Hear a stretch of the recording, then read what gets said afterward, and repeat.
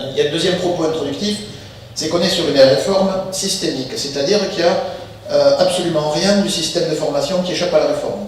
On va toucher à tout. Alors, l'alternance en premier lieu, et je vais commencer par ça, l'alternance, c'est-à-dire l'apprentissage et le contrat de professionnalisation. La formation en entreprise, apparemment, c'est ce qui semblerait bouger le moins. Vous verrez que si on rentre un peu dans le détail, c'est pas si sûr.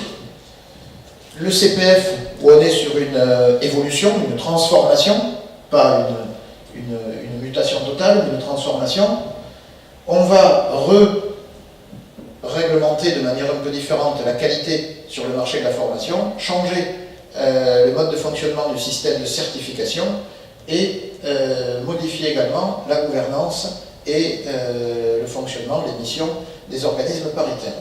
Et donc quand on fait le tour, il n'y a rien du champ de la formation qui échappe véritablement à cette réforme-là.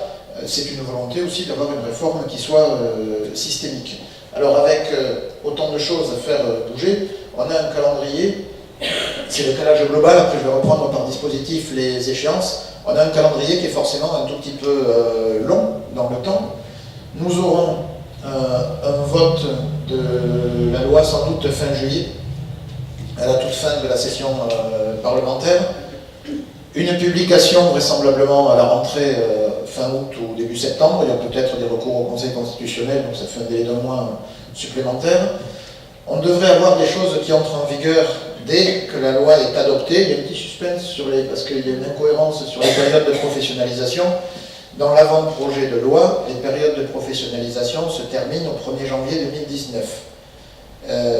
Mais dans sa conférence de presse présentant le projet de loi, Muriel Pénicaud a annoncé qu'elle se terminait à la date de publication de la loi, dès son entrée en vigueur.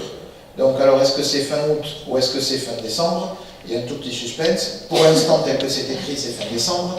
Mais pour ceux qui ont des projets, je ne saurais quand même trop vous conseiller de vous dépêcher de les mettre en œuvre et de présenter vos demandes, parce que si jamais dans le débat on en venait à une échéance, on a déjà connu ça hein, avec la loi Cherpion en 2012, de mémoire en 2012, on avait eu, vous savez, des conditions renforcées pour les périodes pro, le passage à 70 heures minimum, etc.